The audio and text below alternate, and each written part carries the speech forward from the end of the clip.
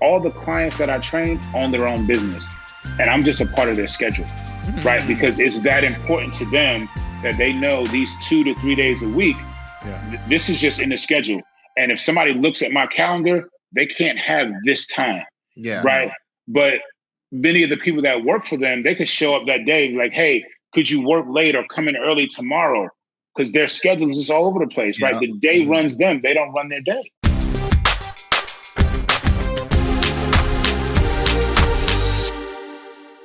What's going on, guys? Welcome to another edition of Dads on Purpose, the podcast. I'm your host, Josh Ashford, man. And as always, I got the big homie, KB, Mr. Kevin Brigance, Mr. Energy. How you doing, bro? What up, baby? Hey, man, we're just going to have to buy me a box. I was just thinking that. I was like, we're going to have to stop. I don't even know if it's being cheap, but whatever it is, we're going to have to stop being it. We're going to have to buy the box. We're going to have to buy the box. We're going to have to buy the box. But listen, man. But I don't know if you can have it. Huh? I don't know who's going to get to hold it. You're too reserved. So it'll need to be. We got company in here. We got company, man. We got Tys Bradshaw, 17-year trainer, 9 years with Camp Gladiator. Bro, you know what? Ty, how would you introduce yourself? Let you do that. Well, Tys Bradshaw, first of all, thank you for having me, guys. Excited to be here. I told Kev earlier, man, I can't match that energy, but I appreciate you having me. But proud HBCU graduate, man, 17 years in the training business, 9 with Camp Gladiator, just in the business of changing lives and loving it. Yo, that's good. That's real good. I like it. Drop the mic. Yo, before we get going, man, I got sorry, I'm trying to mess with somebody's mics. One of y'all is echoing. But is it me? I don't know. I just know somebody's echoing. I can hear it. It might be me. It's me. I just want to bring this up because I don't know when else I'm going to be able to fit this in the show. And this is literally me just ranting. And not, you know what? I'm not even ranting. I want to know how hit am I? So here's the deal. My daughter, my oldest daughter, love her. Kev knows she does dance. So dance class is out for the summer. So we're like, yo, you got to do something because you're 2.5 and I need you to do something. So we put her in gymnastics. So we had gymnastics. She just had her 4th class and she's been real shy, but now she's finally really starting to take it on. They're like, yo, we need to move her up, blah, blah, blah, blah, blah, blah. I'm like, okay, well, what does she need to be working on at home? How much is this going to cost me? What do I need to buy? And they was like, oh, if you just get a mat, a little floor mat, a little tumbling mat at the house, you know what I'm saying? Get that, work on core exercises, blah, blah, blah, blah. I'm like, all right, cool. Well, them joints is $160 online. I get on Facebook Marketplace. I find one from a dude 20 minutes away. He's selling it for $50. Bet. So I buy it. It's in the playroom. It's right next to me. That's actually where I'm at, where I record. Wife and kids get home. My daughter's just like, I love it. She's like, thank you, Dada. And so she starts doing the little front rows and all this other stuff. And then I'm doing something in the kitchen. And she comes in and she's like, Dad. I'm like, yes, baby. She's like, where's my swing? Where's my bar? I'm like, what are you talking about? She's like, my swing, so I can do gymnastics. I'm like, what are you talking about? So I come in here, talk to my wife. My wife is like, yeah, she wants to swing the swing that they swing on to kind of like a rope swing, if you was going in a lake, but they go into the big blocks and stuff like that. I'm like, I don't think that's what she's talking about. She's like, no, the swing, the little bar that you hold on to and do the little gymnastic stuff and things like that. She's like, yeah, where's my swing? I was like, oh. She's like, are you going to build me one, Dada? And I was like, yes, you are. She's like, and I was like, yes. I was like, I will get you one. She's like, okay. 5 minutes later, hey, when are you going to get my swing? Do you need to order it? Yes, baby girl, I need to order it so I can build it. 30 minutes later, she's like, are you going to build my swing? Baby girl, I'm going to get your swing. I said, it's going to take a couple days, okay? Moral of the story is, I don't know how to say no to my baby girl. Because I thought this was going to be a $50 investment. You better learn. But so here's my thing though. if she's being productive, how do I? Because I'm a real logical dude. I'm like, okay, I'm not gonna spend this money if you're not gonna use it, but if you're using it and we doing this, cool. You know what I mean? Yeah. I'm looking for advice. I'm gonna say this. So your oldest is 2.5. Yeah. Kevin, how old is your oldest? My oldest is my oldest and only is 12. She'll be 13 this year. Okay, so I got the oldest kids, right? Mm-hmm. And me and my wife were both onlys, and I also think that there was something to that. But to the point of buying everything, we're very much people watchers, right? And there's something about kids that get everything, right? They're just annoying little.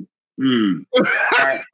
So we decided very early on that we were going to be the no parents. Now, our kids don't want for anything, but you can't have everything, right?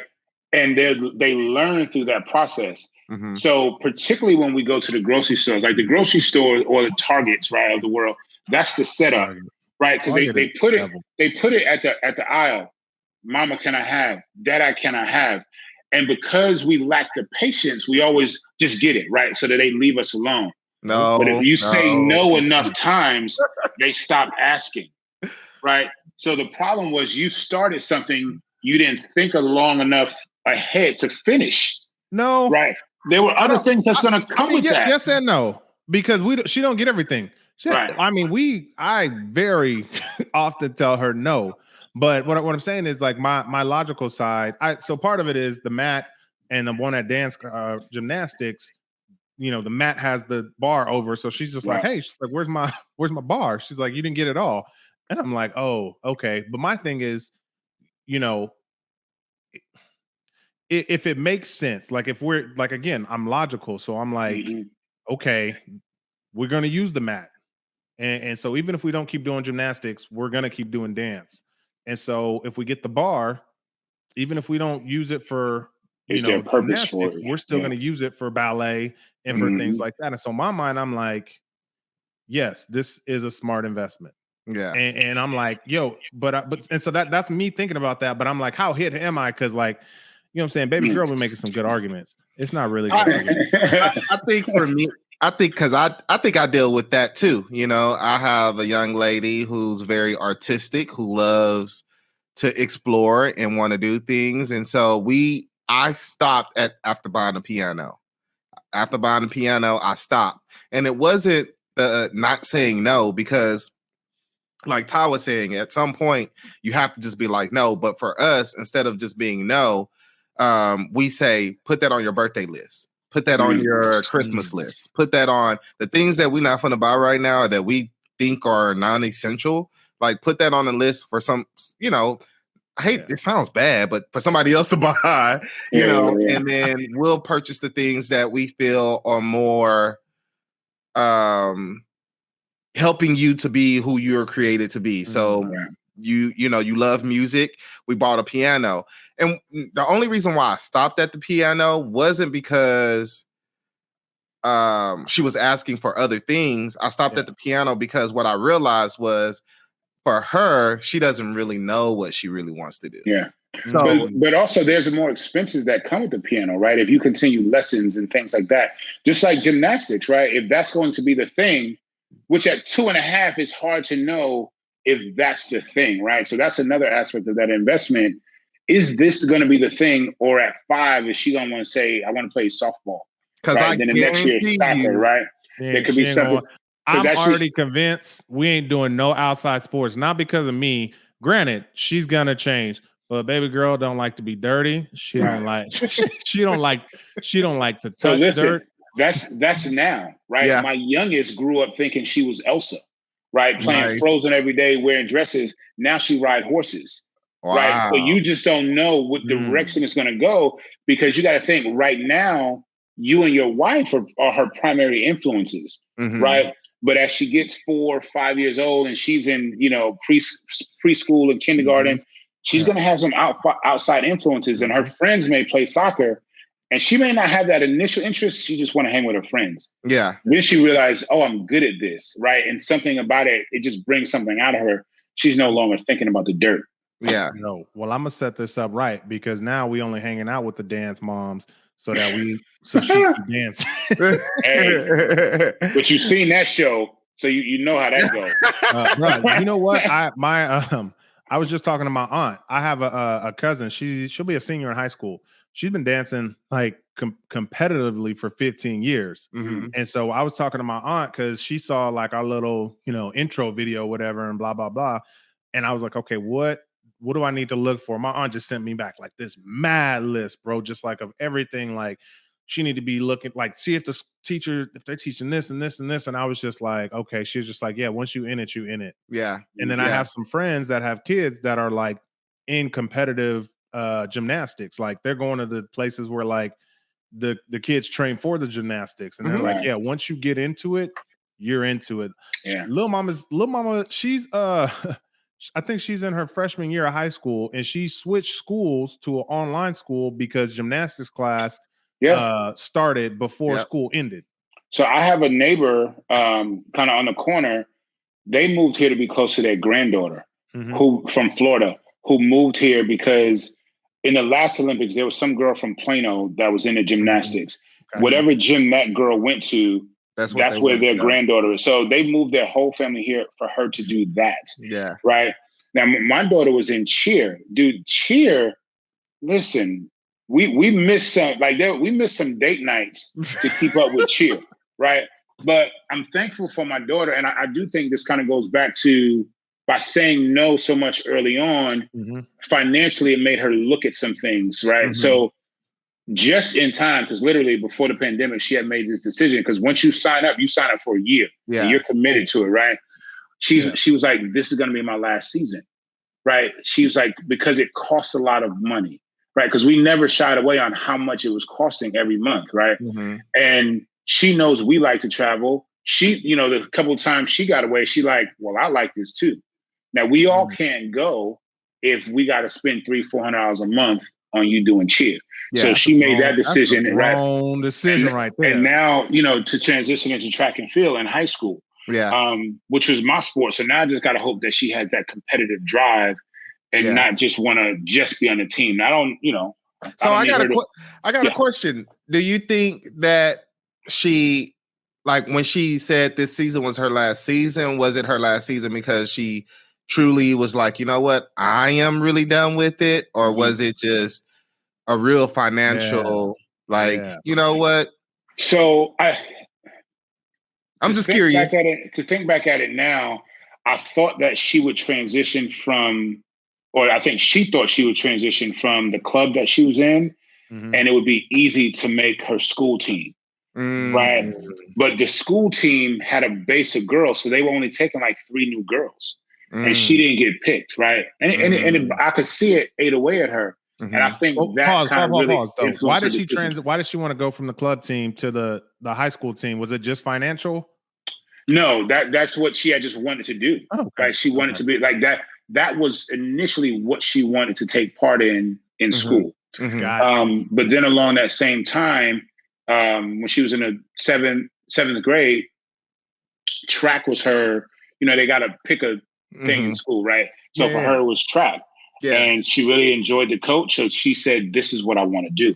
Yeah. And I was all on board because I was a track athlete. Yeah. Right. So, I wasn't a great cheer dad. Did she do track and cheer at the same time? No. So her first sport ever was track. When she was young, we put her on. But at that point, we were like, hey, you are not pushing yourself hard enough for us to sit in this hot sun.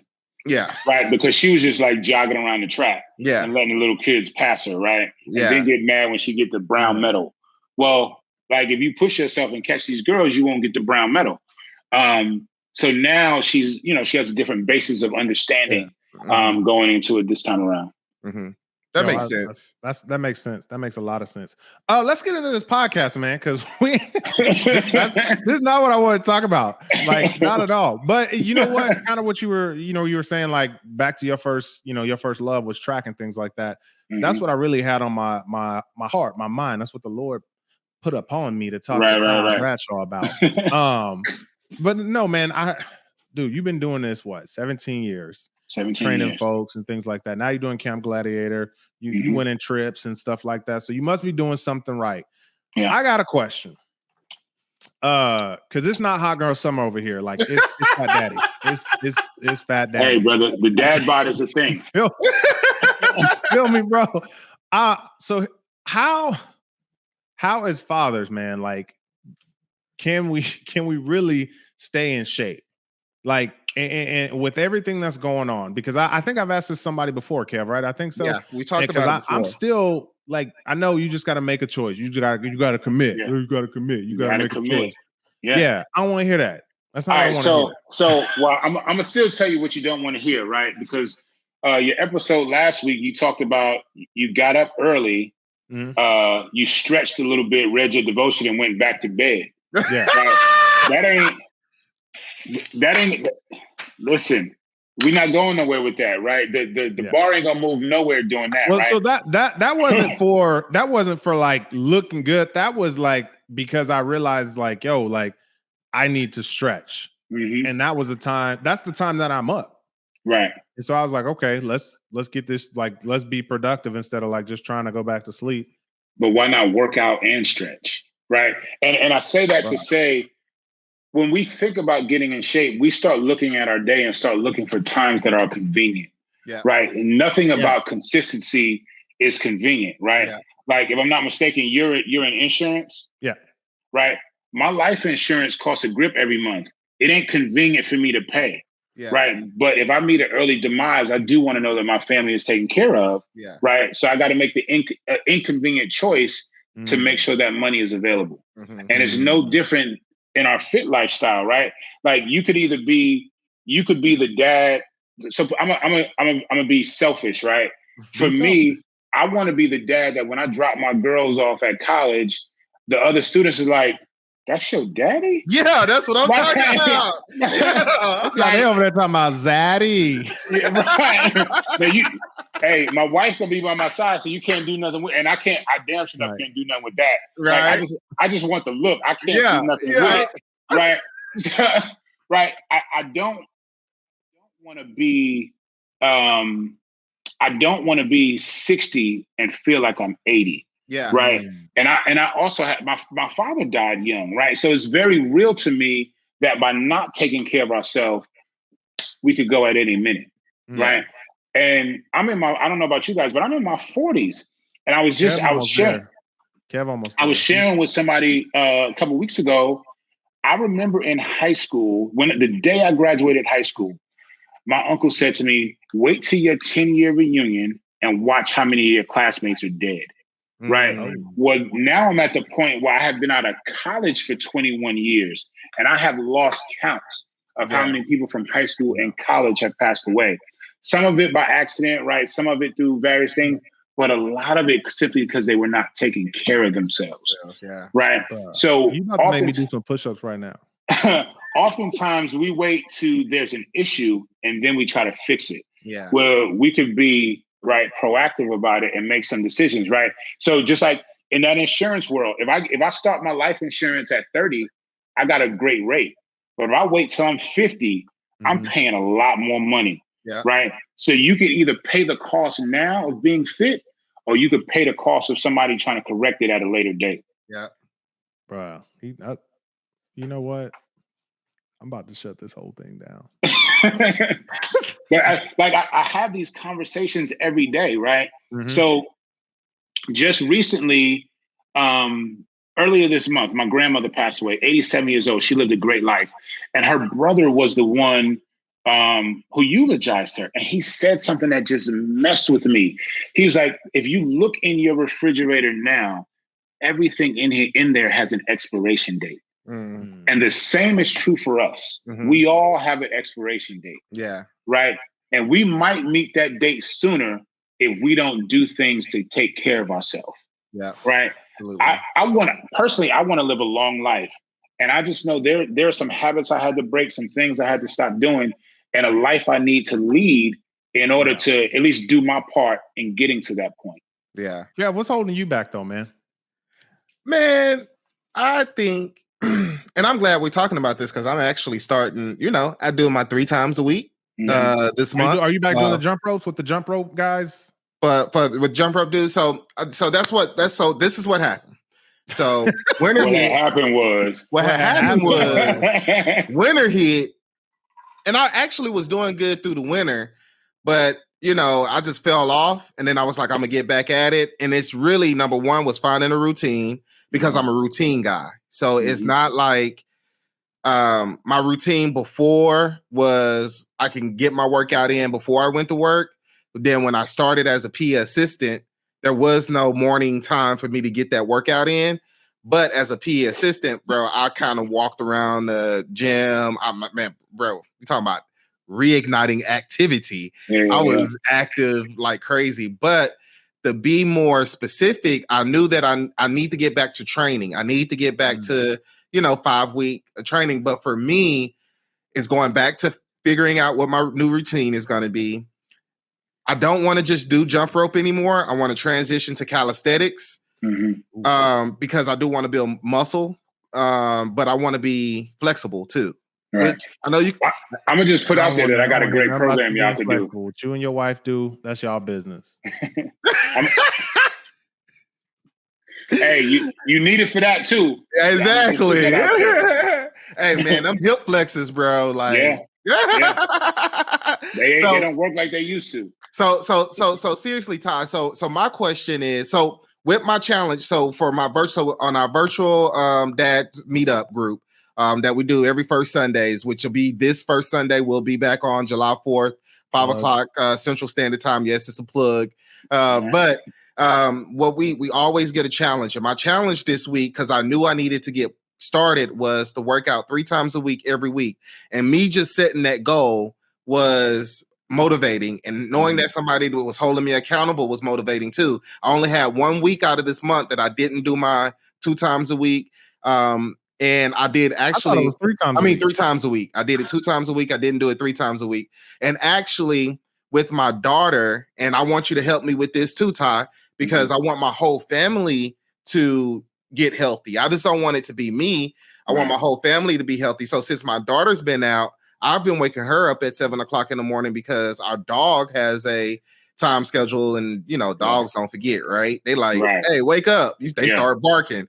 Well, they got a schedule, and they're gonna make sure you keep it. Yeah, so now we're waking up at 7, walking the dog at 7:30, and getting a 30 to 45 minute walk in, but I still want to jump rope and I still want to do calisthenics. So I think for a lot of people, we just need, I know for one, to have a goal that helped tremendously. Number 2 for me is like, okay, so what's going to help me start a routine? What's holding me back too sometimes is I work out at home. I don't want to go to a gym. I really don't want to pay for a trainer, but how can I get a routine and not be like, oh, is this good enough? Just do the routine and get it in. Hey Ty, don't Camp Gladiator got a virtual deal now? We do have virtual, and you can get it in as early as 4 a.m. with some of our East Coast trainers, right? And I got some free codes I could give y'all. So if you pass up free, you just telling me you don't want to do it, right? So, but I'm an early morning guy, right? Like I train at 4:45 every day, right? So, and when I tell people that, they're always like, ooh, I can't do that, right? Bro, I love 5 a.m. workouts. And my comeback is, no, it's not that you can't, it's that you won't, right? And I need you to say that because when you say it, it doesn't sound good. Yeah. You know what I'm saying? Like we've evaluated your day, right? You got to be to work at 7:30, 8 o'clock. Your kids got activities from the moment you get off work till 8:30, 9 o'clock at night. Yeah. Right. The only time you can do this is 4:45 in the morning. So if you're not willing to be inconvenienced, you're just not willing to take care of yourself. That just is what it is. It's an inconvenient truth that we got to deal with ourselves. That's a clip. That's a whole clip right there. Okay, why you look like that? Kev has the same look on his face that I've been having this whole time in my head when Ty been talking. And it's not because I don't agree with what he's saying. It's because that I don't want to hear what he's saying because I already heard it and I already know it. And I'm like, Ty, if you don't get out my head, but it's like, gonna be a misunderstanding. 17 years is nothing I haven't heard. Mm-hmm. Right. I've trained people who have been through like some real life crisis. Mm-hmm. Right. But I've also trained people that have been super committed. And I was just having this conversation. This is my biggest struggle. And it's more of an economic thing with how more of the working class are not working out because they're committed to the job. Right. I can't because I have to work. Right. But I've trained CEOs. They make the time to work out. So in theory, like the burden of a company is on them. Right. But the commitment of the job is on the employees. They're committed to their health, right? So they can build wealth over time. Yeah. These people are about to die young, trying to fulfill a job. And this was my lesson. I mentioned to you guys that my dad died early. So when I was 24 years old, I went home. Well, I went to Atlanta where my dad lived. My grandparents' 50th wedding anniversary. My dad drops dead Christmas Eve, 2000. How did at the time he had a heart attack? Oh wow! At the time, I was in the IT world at the time, right? And I was on this project that they were pushing this deadline. And like I said, I'm an only child, so I got stuff to take care of now. I called my boss, hey Rick, man, my dad just died. I need to be gone for a couple of weeks, bro. We got you. Take your time. I was gone for about 3 weeks, and when I got back, that project was done. Wow. Right. So this thing that they needed me 14, 15, 16 hours a day sometime, somebody else was going to do it. Right. So if you've ever seen that quote, if you died, your job posting would be up before your obituary. Yeah. Right. That was a real thing for me because I witnessed it. Like I hadn't lost a job, but just seeing how fast they were able to shift. And that was the green light moment for me that I needed to make a shift because at that time I wasn't taking care of myself. Right, I was drinking every day. Like I'm young, I'm making good money, so I'm out. Yeah, but I'm like, man, I got to reprioritize things, and that's why I don't have a big tolerance for excuses. Right, because one, I've talked to too many people that have worked around them, and I've lived it. Yeah. So yeah, bro. No, I see that a lot in general with C-level. Not employees, but C-level people and things like that. Like you said, the burden of the company is on their shoulders, and they have, when you really think about it, they got more to do than the typical employee. But somehow they still make time to work out, and so you see, the wealthy and things like that, and so you see them working out. And it's like, oh, well, you got free time, like you can do that, and it's like, you know what? In reality, like, the people that are making the most money have less time. Yeah. But they what they have? Understand, like, they value their time. Yeah. So they're like, okay, I want to live longer. I know that I need to be healthy to live longer, but I can't do my job. I can't be the best I can be if I'm not healthy. Right. So they don't have the time, but they do have a schedule. Right. And a lot of times, people are just letting the day happen to them. Yeah. Right. Whereas I still do some one-on-one training. Right, I still do some one-on-one training. All the clients that I train own their own business, and I'm just a part of their schedule. Right. Because it's that important to them that they know these 2 to 3 days a week. Yeah. This is just in the schedule. And if somebody looks at my calendar, they can't have this time. Yeah. Right. But many of the people that work for them, they could show up that day like, hey, could you work late or come in early tomorrow? Because their schedules is all over the place, right? The day runs them. They don't run their day. Yeah. And I think that's the hardest thing. Like when you have my wife's excuse, she can't. He had to think about that one. Is she gonna listen to this? Because we're talking about she gonna listen to it. And if we need to talk about it, we gonna talk about it. And we can she could be on and we could talk about it, because I think, especially with teachers, like educators, and good educators, because good educators don't leave at 3:45. Good educators are still there to 6, 7, 8, 9 p.m. Does it make sense? And they're really trying to do, or even if they're not doing the work at the school, they're bringing that work home and are trying to complete that work at home. And I think that's just a real battle. That's a real battle. Like our health with careers, it's just a real battle. Yeah, your CEO is going to take time to be healthy. He the CEO. That was a part of his dream. It wasn't to work himself to death.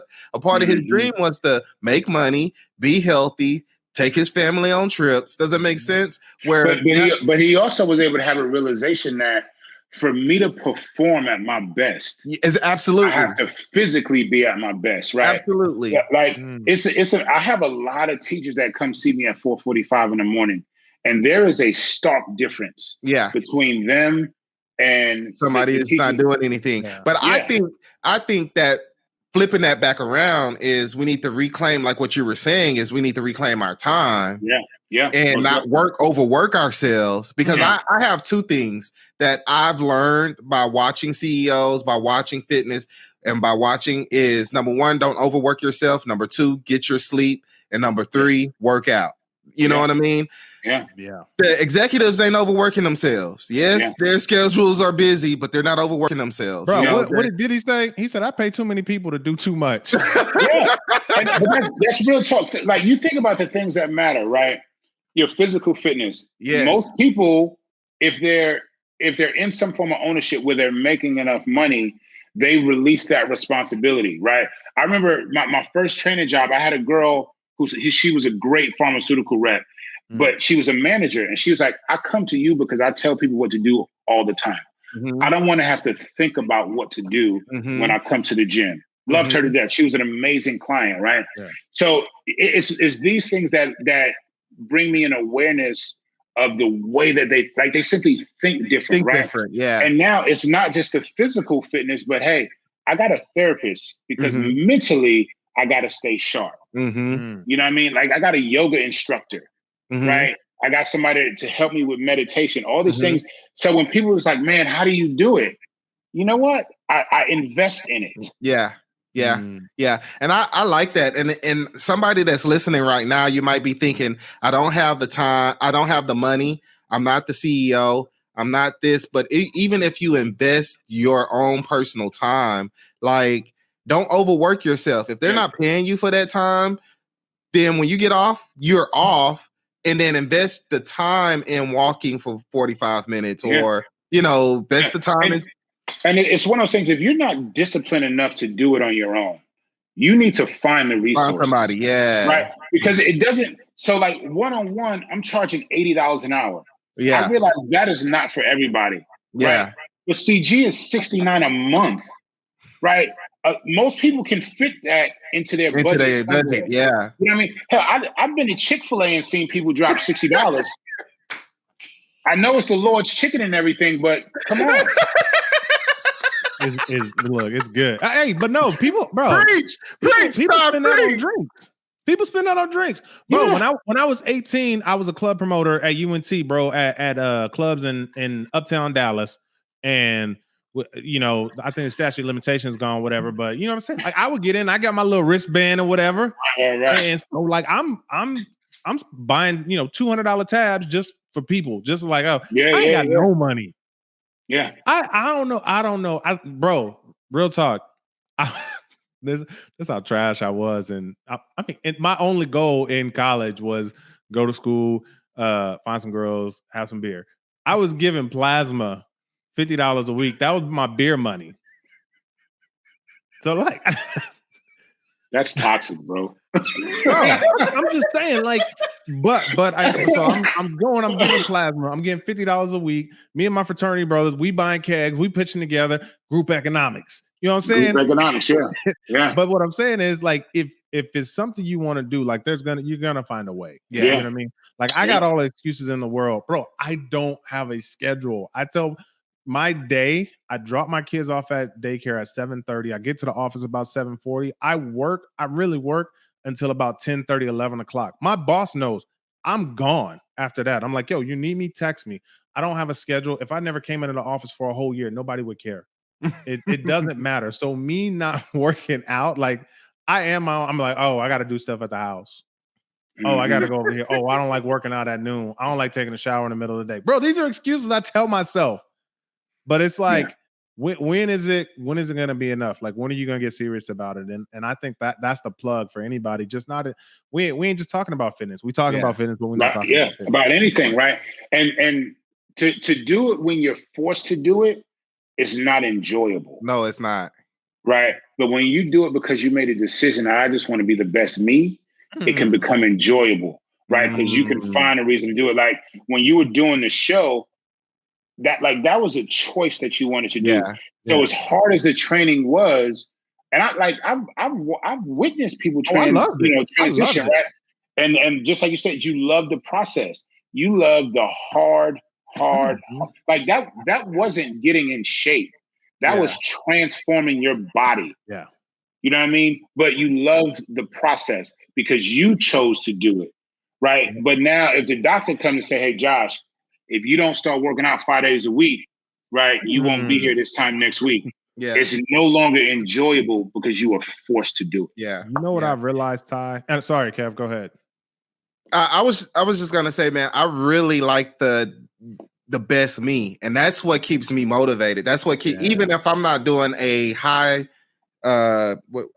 hit workout, high intensity, high intensity workout, I'm at least walking because in the back of my brain, I want to be the best version of me. I want to be like, I don't want to bend down and can't get off the floor.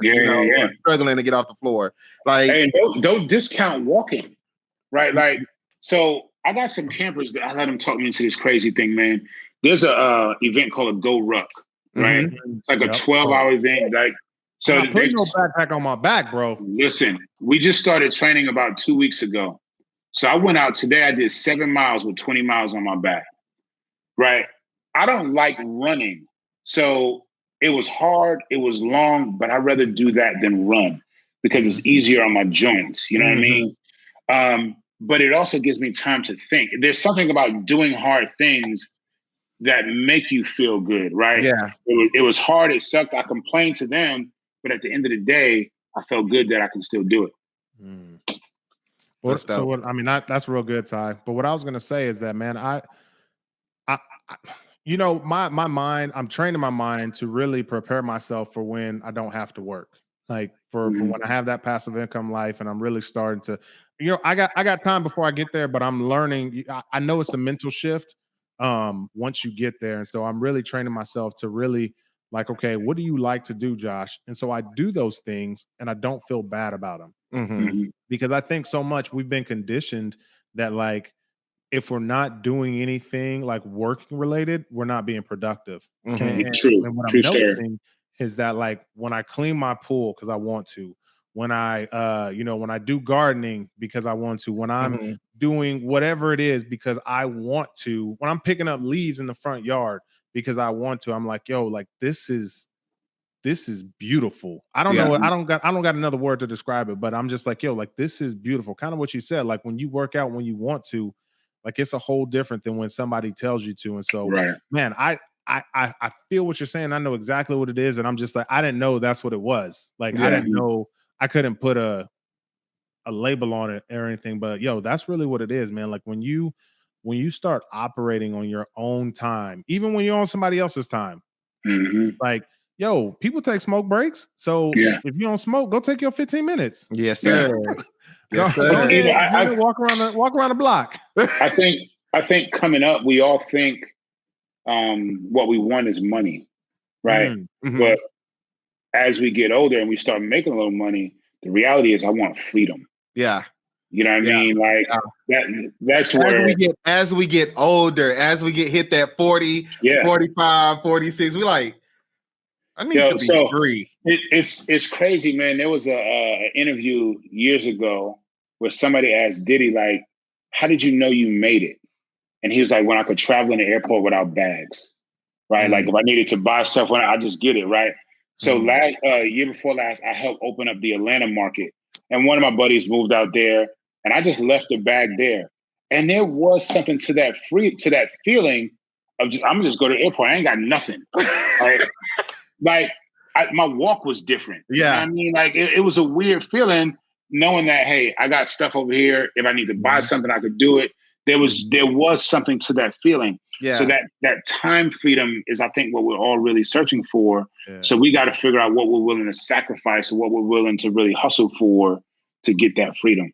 Yeah, that's I like the way you put that. It's what you're willing to sacrifice and what you're willing to hustle for. And then I like where we're going is how you're going to claim yourself, who you are, regardless of who else's time that you're on. And that's kind of what Joshua's saying. Like, even though you have an employer, you still take ownership and you still be present there. But then at the same time, when you get off, be off, do what you need to do for yourself. Like, don't just be off from work and then you're off from work and then there's nothing to you to add to who you are. Right. You know what? I've really enjoyed the last week and a half because I've kind of been MIA. I was thinking Josh was gonna get on here and beat me up because I have not necessarily been on Instagram. I have not necessarily been on Facebook, but I have taken the freedom of, like I said earlier, working on getting Kendall up early in the morning and walk with her.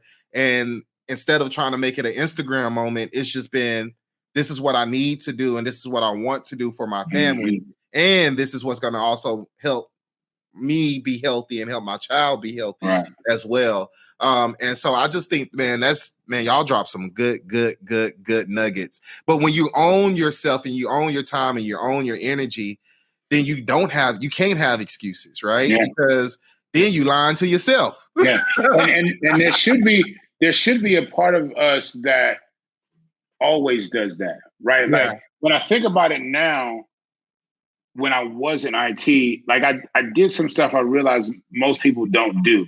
Like I would schedule my vacation, right? Buy my plane tickets, everything, then go tell my boss, I'm going on vacation here, right? Where a lot of people, hey, they're going to ask for time off. You don't own my time. Yeah. Right. Say that again, you know about to do that on my office because we just had a misunderstanding about that in my office. Yeah. And one of the lessons even in life, right? You teach people how to treat you. Yeah. Always and forever, right? 100. So when I first got into training, I never forget, I trained this girl. She was a lawyer, very good looking girl, but no life, right? Because she came in hustling, right? Yeah. So she was in there willing to work 60, 70, 80 hours a week. So now that she had performed a certain way, that became the expectation. And she couldn't pull back from it, right? Because she taught them what to expect from her, right? Where had she gone in and made them respect her time, they would have done so accordingly. So in all things in life, even as it relates to your employer, you teach them how to respect you. Or how you want to be treated. Yeah. Bro, I'm sitting here laughing because I'm like, you said working 60, 70 hours a week.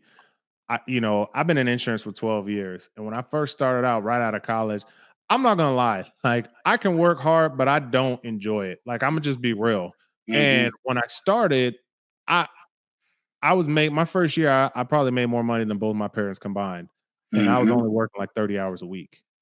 And I was like, I saw something like right then, I was just like, ooh, I was like, so I don't have to work all these hours. You know what I mean? Like there's a different way. Yeah. But now, that's I had some friends that made 3 times as much as me, but they were just all like, they were hustling. They still hustle to this day. And I'm just like, yeah, I'm good. And I'm like, like I don't work after 5:00 PM. Like people be like, hey, can you call me after this? No, my girls get home at 5. I don't work until they go to bed. That's 8:00. So I'll talk to you after then. Yeah. Like 5 to 8, you can't get a hold of me unless I really, really want to. And I clear with my wife. Yeah. But I think that, oh, my bad. Go ahead. Tom. I was going to say to your point, Josh, think about the lie that our parents unknowingly told us, right? Work hard and, right, you could climb up the ladder if that's what you want.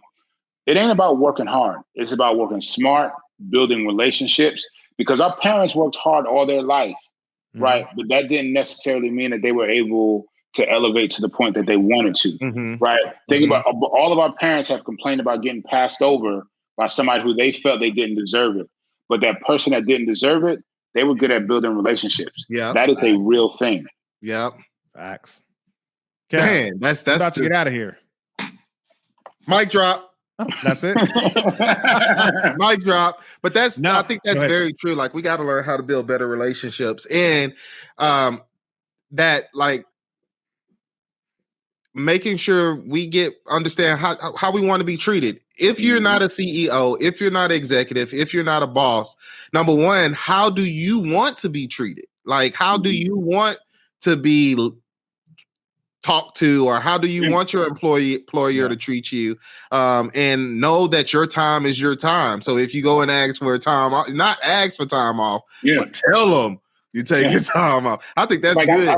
I wasn't asking. Yeah, I'm not asking for time. Hey, I got a quick question, Coach. Question, Coach. Because oftentimes we talk about health, we talk about being healthy, but I know the number one thing is nutrition. Mm-hmm. And we do a horrible job, just learning. Like they don't teach us in school. Our parents don't teach, and I'm sure that their parents didn't teach them. They just learned recipes, and we cook what we cook, and we eat what we eat.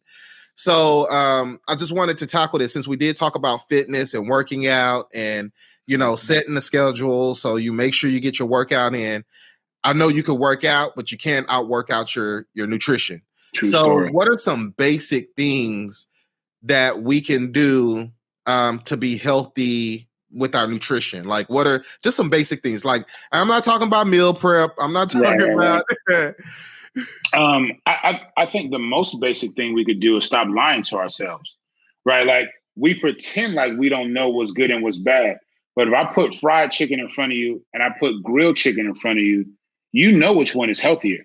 You also know which one tastes better, right? We have to stop equating things to we got to stop equating things to what our parents did. Like Big Mama lived a long life and she ate this, but you know what? Big Mama was growing her own vegetables too. Now eating these vegetables out of a can, right? So they're bro, I was just about to eat my good old turnip greens out the can. Right. So there are aspects of like we were eating the same thing, but we're not eating the same thing. You know what I mean? I see what you're saying. Like my great grandmother, when I think about it now, she cooked with lard and all that, but she didn't have a bunch of meat with every meal, and I could go out her back door and pick vegetables. You know what I mean? So there's that.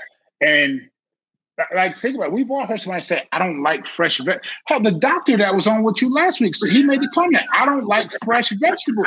Like, think about that. Bro, do you know, like, quick sidebar, do you know that most doctors probably only spend about 2 weeks on nutrition? Yeah, I was about to say, the absolute worst person you could ask about nutrition is a doctor. Like they're necessary. This is not This is not a knock on doctors, but doctors practice medicine, right?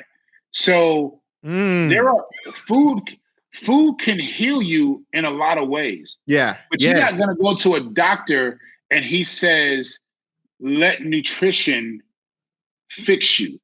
No, I got a pill for that. Yeah. And now think about this. Now we're at the point. Like your toe could be itching, right? Like all the time. And you see a commercial, right, for toe itch. And you go into your doctor, hey, I need some of that, the commercial stuff. I need that for my toe itch. No, you just need to wash your feet. Like, so now we're going in requesting medicine because they commercialize it. Like something is wrong with that. Yeah. Right? Yeah. And we don't push enough of the healthier food options. Everything is our palates. Our palates require so much to satisfy us, and we don't take the time to scale back. Like if you take the time to scale back, eat foods a little bit more bland, like just allow your palate to detox a little bit. You taste things different, right? Why are you shaking your head, Josh? Like go. I don't want no white people food. No, listen to what I'm telling you. No, Ty. I'm being sarcastic. So real talk, like again, we talked about it. I used to bodybuild, and so I can eat whatever. Like I to me, food is substance, it's a fuel. Like, yes, there are times you eat for enjoyment, but for the most part, like for me, I'm just like, I need to eat because I need to eat. And Right. not necessarily It serves like, a purpose. I mean, but today I was like, yo, you know what? I really want some Raising Cane's. And so that was the move. Right. But here's the deal. Think about how many people eat that, and there's just a lack of awareness around it. Yeah. Right. So I'm in the process right now of working on my nutrition certification. So to help me learn, I do these nutrition challenges with my campers, right? Yeah. We got a little outside, Facebook group, and everybody posts their stuff. The amount that they're learning about what they were eating that they thought was good, right? So now if you think it's good and you realize you're doing horrible, like the worst diet in the world, I eat good through the week and then I give myself some freedom on the weekend. But now you start logging and realize you ate terrible during the week. What do you think your weekends look like? Yeah, it looks worse. Right. So now we're wondering, like, damn, I don't understand why I gained 10 pounds. I could look at you and tell you why you gained 10 pounds. Right. Like, bro, but you're right, Ty. Once you learn and once you know, like you are fully aware. Because I tell my wife all the time. I'm like, I know what I'm eating. Like, I know how to lose weight. I just like Chick-fil-A sauce.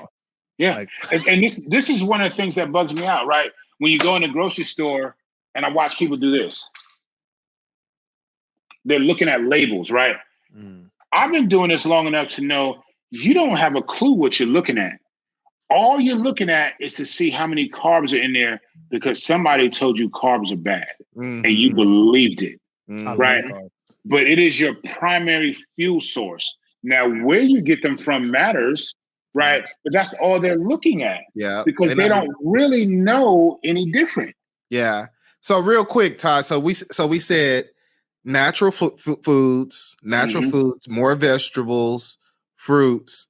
So just keep it basic. Just start introducing these things into the house. A bunch of fruits, a bunch of vegetables, like lean meats. Like nothing is necessarily off limits. We just need to eat them in limitation. So what do you think about the meat? Like, because I think most people, because I think even my wife, I think one day I was making something like some salad or something. She was like, "You're not gonna put no meat on it. We're not gonna have no meat tonight." So like, what is your idea on the meat? So I think we got to listen to our body, right? Like some people need to do a plant-based diet, like no meat at all. But some people just simply function better off meat. Now, I do think we need to be particular about the quality of meat that we eat, right? Like years ago, I remember a guy told me, if they can sell you a burger for $1, how good do you think that meat is? Right? Like I go one of two places. I'm not a big red meat eater. And when I eat red meat, all I really want is a burger. So there's a spot by me called Kelly's, right?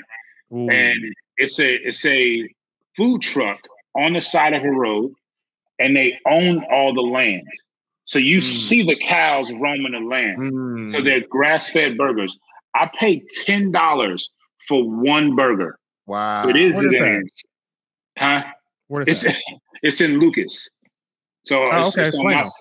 Yep, a little bit east of Plano.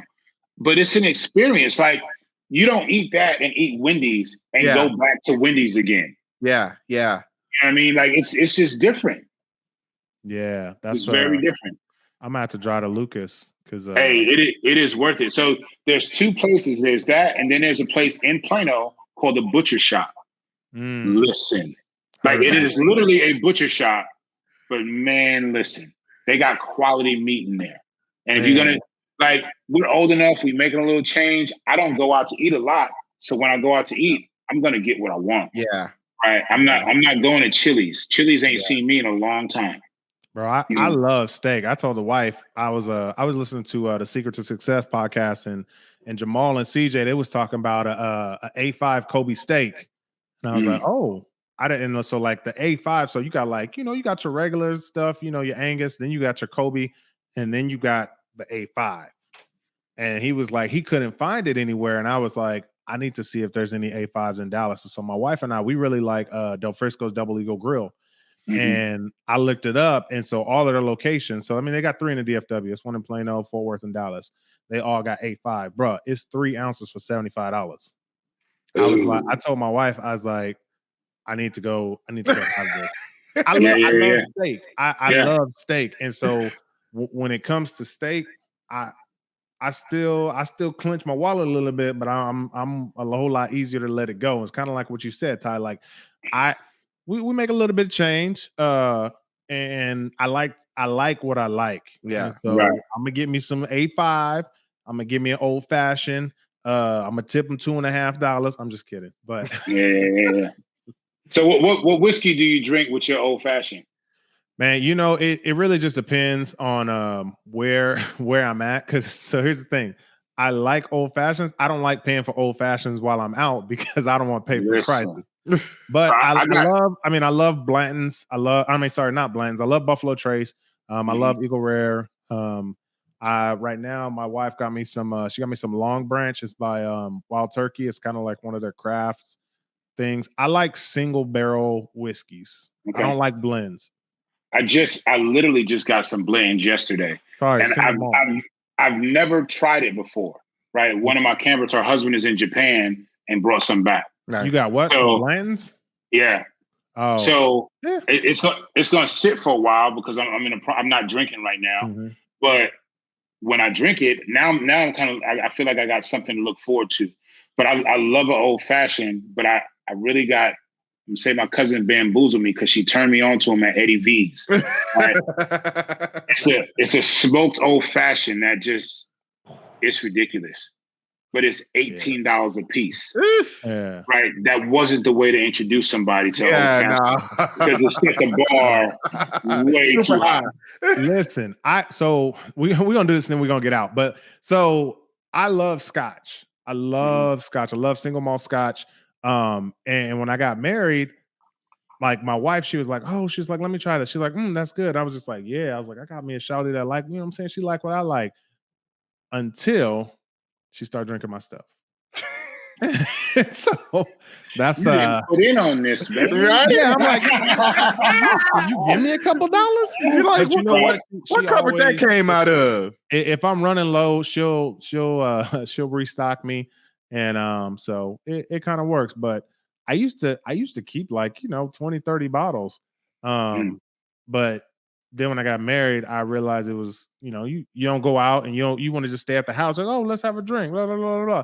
Why is my stash not a stash anymore? But right. Anyways, again, Ty, man, I appreciate you, bro. You got last words for the people, man. Just like, be encouraged, or give me a word from the pulpit, something like that. So, man, I'm gonna just say, you owe it to yourself to make a commitment to yourself, right? You may not be the CEO of a company, but you are the CEO of your life, right? And you got some decisions to make in how you want to move forward and take care of it. And that's my word for the night. Praise God. Kev, what you got, bro? Oh, he said, I'm done. I'm done. That's it. Hey, Ty dropped it, bro. That was what it was all about, bro. Ty, but where can we hit you? Where can we reach you? Yeah, because you didn't change your handle. Yeah, it's my Insta just at Ty Bradshaw. You can find me on there. Hey, you know what else? I need to get better at social media. Comments and reviews and subscriptions on YouTube and Apple Podcasts, man. Like the podcast, subscribe to the podcast, share the podcast. 1, 2, 3 people, man. Help us grow, run these numbers up. Y'all take care. Y'all be great. Until next week, man. We'll see y'all. And I'm gonna send y'all some free codes to camp. You can do it online. Hey.